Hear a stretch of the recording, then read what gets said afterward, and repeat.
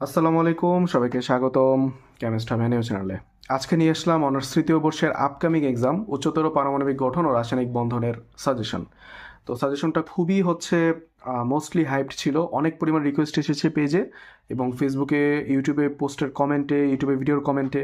তো আজকে সাজেশনটা নিয়ে এসেছি, একটু মনোযোগ দিয়ে দেখবেন ক্লাস না অ্যাকচুয়ালি সাজেশন নিয়ে একটু আলোচনা করব, আর কোন কোন প্রশ্নগুলো ভেরি ভেরি ভেরি ইম্পর্টেন্ট, কোন কোন কোশ্চেনগুলো একটু কম পড়লেও হবে সেই বিষয়গুলো নিয়ে আলোচনা করবো, এবং সাজেশনটা কারা ফলো করবেন, কিভাবে ফলো করবেন, কিভাবে দ্রুত এক্সামের মধ্যে শেষ করতে পারবেন সেগুলো নিয়ে আলোচনা করব। পাশাপাশি যারা অনার্স তৃতীয় বর্ষে নতুন উঠেছেন তারাও এই প্রশ্নগুলো প্র্যাকটিস করতে থাকেন। আমি পরীক্ষার পরে 2024 সালের প্রশ্ন দিয়ে দিব, সেই প্রশ্নটা জাস্ট আপনি একটু আপডেট করে পড়বেন, অর্থাৎ 2024 সালের প্রশ্নগুলো বাদ দিয়ে পড়বেন এই কোশ্চেন থেকে। ঠিক আছে ইনশাল্লাহ?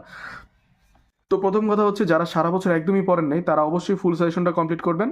আর যারা সারা বছর পড়েছেন মোটামুটি, এখন শেষ সময় হচ্ছে একটু রিভিশন হিসেবে চাচ্ছেন, সেক্ষেত্রে তারাও কিন্তু ওইভাবে প্র্যাকটিস করতে পারেন। আর যারা শুধু পাস মার্ক চাচ্ছেন তারা অবশ্যই এই 3 স্টার দেওয়া কোশ্চেনগুলো ভালো করে কমপ্লিট করবেন আশা করি। তো আসছি কোশ্চেনে। তো দেখেন, প্রথম কথা হচ্ছে আমাদের প্রথম অধ্যায়ের নাম হচ্ছে পারমাণবিক গঠন। তো আমাদের তৃতীয় বর্ষে কিন্তু স্টেরিও রসায়ন কোর্সটা চলমান। তো যারা স্টেরিও রসায়ন কোর্সের ব্যাচে ভর্তি হতে চাচ্ছেন তারা অবশ্যই আমাদের স্ক্রিনে দেওয়া হোয়াটসঅ্যাপ নাম্বারে যোগাযোগ করতে পারেন। এবং তৃতীয় বর্ষের সবগুলো কোর্সের বিভাগের 100% কমন উপযোগী সাজেশন যাদের লাগবে তারা আমাদের হোয়াটসঅ্যাপে মেসেজ করতে পারেন একদম উত্তর সহ। ওকে, পারমাণবিক গঠনটা কি দেখেন, আইগেন মান ও আইগেন ফাংশন কি, এই পারমাণবিক গঠন অধ্যায় থেকে আমরা শিখবো কি আইগেন মান ও আইগেন ফাংশন কি।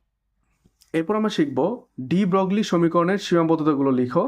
তারপর হাইজেনবার্গের অনিশ্চয়তা নীতি, সাইয়ের মান গ্রহণযোগ্য হওয়ার শর্তসমূহ লিখো। এসপি ও ডি অরবিটালের আকৃতি ও ভৌত তাৎপর্য লিখো। চৌম্বক কোয়ান্টাম সংখ্যার বর্ণনা দাও। দেখাও যে হাইড্রোজেন পরমাণুর প্রথম কক্ষপথের দূরত্ব 0.53 অ্যামস্ট্রং।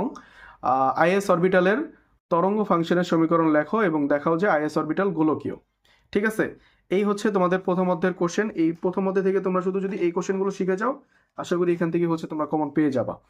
এবং এখান থেকে আমরা 3 স্টার দেওয়া কোশ্চেনগুলো রেখেছি, 2 নম্বর কোশ্চেনটা, 3 নম্বর কোশ্চেনটা, 4, 5।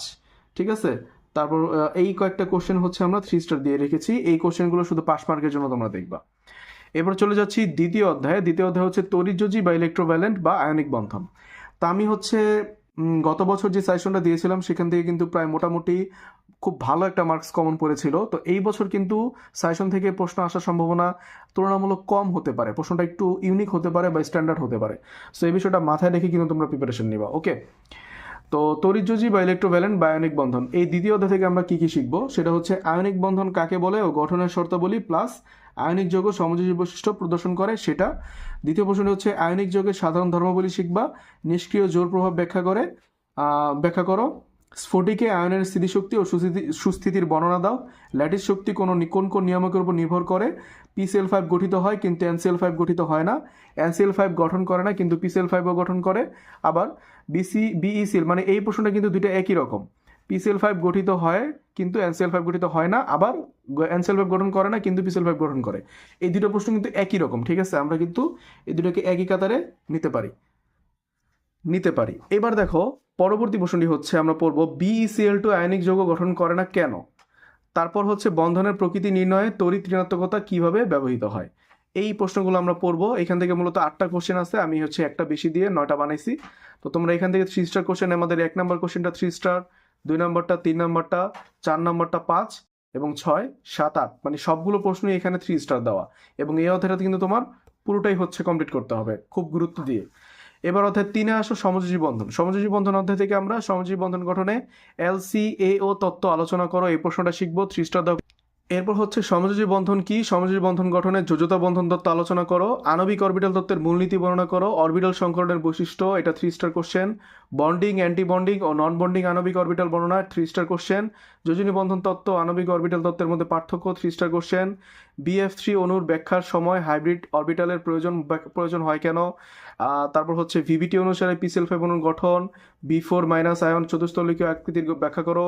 CO2 অণু সরলরৈখিক কিন্তু SnCl2 অণু কৌণিক আকৃতির। এই যে 9 নম্বর 10 নম্বর কিন্তু 3 স্টার দেওয়া কোশ্চেন। VSEPR তত্ত্বের সাহায্যে নিম্নের অণুর আকৃতি। এখানে আরো কয়েকটা যৌগ থাকবে, দেখবা বইয়ের মধ্যে যখন প্রশ্নের অ্যান্সার দিবা তখন দেখবা যে আরো কয়েকটা কোশ্চেন আছে এখানে। তারপর CH4NH3H2 অনুস্থ আপেক্ষিক বন্ধন কোণের মন্তব্য। KCl, এটা কিন্তু 3 স্টার দেওয়া কোশ্চেন। KCl অপেক্ষা CuCl অধিক সমযোজী প্রকৃতির ব্যাখ্যা করো। পাই বন্ধন দুর্বল অথচ সিগমা বন্ধন শক্তিশালী। সোডিয়াম অপেক্ষা অ্যালুমিনিয়ামের গলনাঙ্ক বেশি। ডাইপোল মোমেন্ট ব্যবহার করে কিভাবে অণুর আকৃতি ব্যাখ্যা করা যায়। এটা হচ্ছে 3 স্টার কোশ্চেন। সমযোজী বন্ধনের জন্য অরবিটাল অধিক্রমণ একটা প্রয়োজনীয় শর্ত আলোচনা করো, প্লাস সন্নিবেশ বন্ধন উদাহরণ সহ লেখো। এটা হচ্ছে 3 স্টার কোশ্চেন। অধ্যায় 4 হচ্ছে ধাতব বন্ধন। ধাতব বন্ধন থেকে তোমরা কি কি পড়ো দেখো। ধাতব বন্ধন ব্যাখ্যার জন্য প্রধানত কি কি তত্ত্ব ও মতবাদ রয়েছে, ধাতব বন্ধনের ব্যান্ড তত্ত্ব আলোচনা করো। এরপর দেখো ধাতব বন্ধন ও আয়নিক বন্ধনের মধ্যে পার্থক্য লেখো। ধাতব স্ফটিকের বিভিন্ন গঠনাকৃতিগুলো কি কি, এটা হচ্ছে 3 স্টার কোশ্চেন। এবার আসি আমরা অধ্যায় 5-এ হাইড্রোজেন বন্ধন থেকে আমরা কি কি পড়বো। সমযোজী বন্ধন ও হাইড্রোজেন বন্ধনের মধ্যে পার্থক্য, অন্ত এবং আন্তঃআণবিক হাইড্রোজেন বন্ধনের মধ্যে পার্থক্য 3 স্টার কোশ্চেন। সাধারণ তাপমাত্রা H2S গ্যাস কিন্তু H2O তরল 3 স্টার কোশ্চেন। তাপের সাহায্যে কপার সালফেট ও ইন্টু পানি এর থেকে অনার্দ্র কপার সালফেট পাওয়া কঠিন। হাইড্রোজেন বন্ধনের সাহায্যে অ্যাসিডিক অ্যাসিডের ডাইমিরাইজেশন, এটা হচ্ছে। তারপরে হাইড্রোজেন বন্ধনের প্রভাবে যৌগের ধর্মাবলী প্রভাবিত হয় 3 স্টার কোশ্চেন। সকল হাইড্রোজেনযুক্ত যৌগে হাইড্রোজেন বন্ধন সৃষ্টি হয় কিনা, এটা হচ্ছে 3 স্টার কোশ্চেন। সাধারণ অবস্থায় প্রোপেন গ্যাস কিন্তু মিথানল তরল। H2 এর হাইড্রোজেন বন্ধন অপেক্ষা HF এর হাইড্রোজেন বন্ধন অধিকতর শক্তিশালী হওয়া সত্ত্বেও বা অধিক হওয়া সত্ত্বেও HF এর স্ফুটনাঙ্ক H2 এর স্ফুটনাঙ্ক অপেক্ষা কম, এটা 3 স্টার কোশ্চেন। তো এই ছিল অধ্যায় 5 পর্যন্ত, 5টা অধ্যায়ের 3 স্টার দেওয়া কোশ্চেন, আর কোনো অধ্যায় নাই। এছাড়া তোমরা এক্সট্রা কিছু ব্যাখ্যা দিছি আমি, এই ব্যাখ্যাগুলো পড়বা, ঠিক আছে। এই ব্যাখ্যার কোশ্চেনগুলো পড়বা। ব্যাখ্যার জন্য মাত্র 8টা কোশ্চেন দিছি, 8টা কোশ্চেন ভালোভাবে পড়বা। এবং টিকার জন্য প্রায় 16টার মতো টিকা দিছি ছোট ছোট, এই টিকাগুলো জাস্ট পড়ে রাখবা, ঠিক আছে। এটার হার্ড প্রিন্ট যদি তোমরা পেতে চাও তাহলে চলে যেতে হবে আমাদের ফেসবুক পেজে। আমাদের ফেসবুক পেজের লিঙ্ক দেওয়া আছে ডিসক্রিপশন বক্সে, এবং তোমরা চাইলে ফেসবুকে যে সার্চ করতে পারো কেমিস্ট হাব অ্যানিউ, তোমরা হচ্ছে পেয়ে যাবা সাজেশন এবং ফুল ক বিভাগের সাজেশন সহ সব কিছু তোমরা পেয়ে যাবা।